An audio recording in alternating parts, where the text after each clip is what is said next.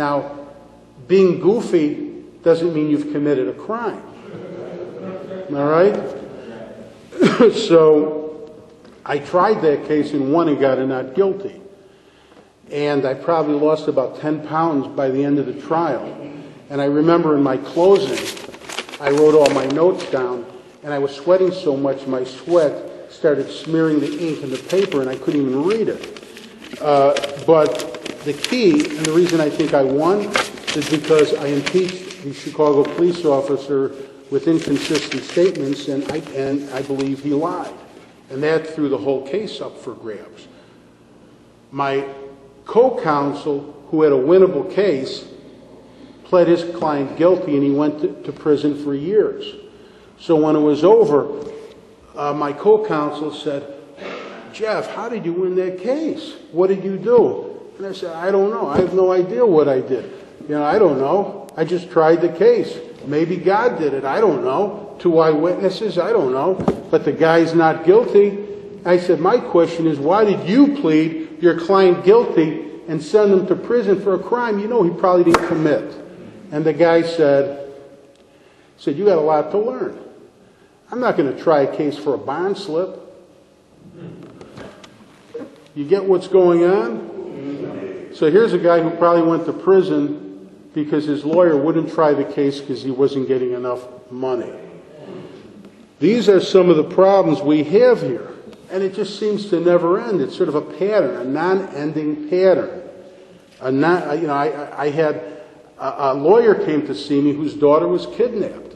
And Kathy, you know about this. His daughter was kidnapped. She's a little girl, a minor. And the Chicago police told me they couldn't find her. And I was really outraged about it because one of the police officers was a former client of mine, and I helped him. And I did a good job for him as his lawyer. How could they not find her? So what I did is I worked with an attorney in my firm, Jim Hagler, and Detective Wayne Halleck, who's a detective we work with, and we found the little girl, and she was part of a human trafficking ring being used used in prostitution, drugged. It was terrible, beaten, and we did recover her. When we recovered her, she was pregnant. She's alive, but it was a lot of problems, a lot of scars she may carry with her for the rest of her life. But why couldn't the police find her? And there could be a lot of parents, mothers and fathers out there in that situation, and if they don't get a lawyer and a good private detective that's willing to work day and night, that child will never be found. Justice is in part a luxury, and these are real big problems. So I'm trying to give you an idea why I do this type of work. And I represent all kinds of fathers. I represent homeless fathers, incarcerated fathers, ex-offenders. I lecture at Stateville. I've lectured at Stateville Penitentiary at their reentry program, Cook County Jail. Except I hate lecturing at Cook County Jail. It's just hard to breathe in that place. And the ceilings are low. It's a real depressing place. But I've lectured there to incarcerated fathers, and a lot of those dads I've lectured to, I talk to them, and they've told me the same thing. They've abandoned. They don't see their children. Why? Because they have been brainwashed to believe they're worthless. And they've been programmed to believe that they are no value to their children, which is completely false. Completely false. And their children love them and want them.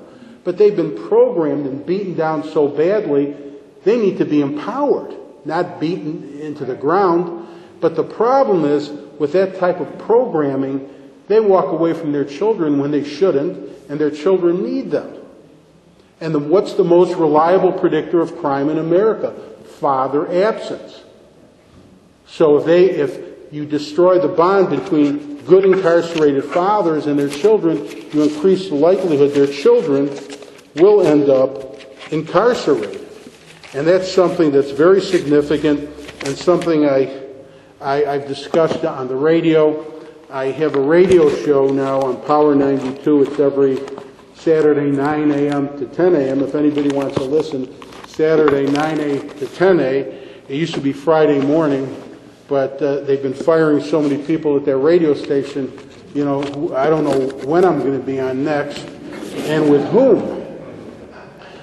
But I did have a show on their sister station, which used to be called Soul, now it's called Real Radio 106.3 FM.